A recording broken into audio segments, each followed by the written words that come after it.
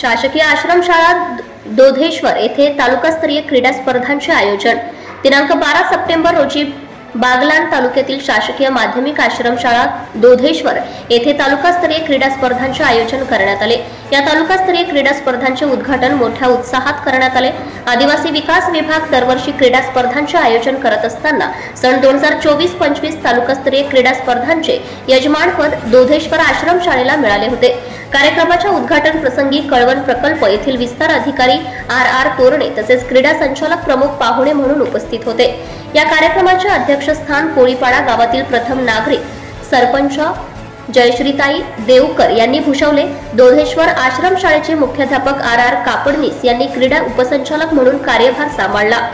कार्यक्रमाच्या उद्घाटनाप्रसंगी गावातील प्रतिष्ठित नागरिक, शाळा व्यवस्थापन समितीचे अध्यक्ष राजेंद्र गातवे, कोळीपाडा गावचे उपसरपंच नानाजी सातवे उपस्थित होते।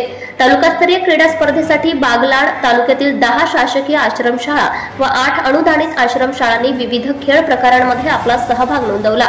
क्रीडा स्पर्धा उद्घाटन प्रसंगी कार्यक्रमाचे सूत्रसंचालन श्रीमती दीपाली पगार व SS पगार यांनी केले।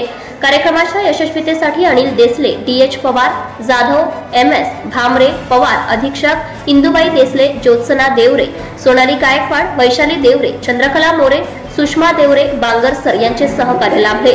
तसेच शिंदे दादा, सोनजे दादा व इतर चतुर्थ श्रेणी कर्मचारी यांचेही मोठे सहकार्य लाभले। Marathi Kesari news network.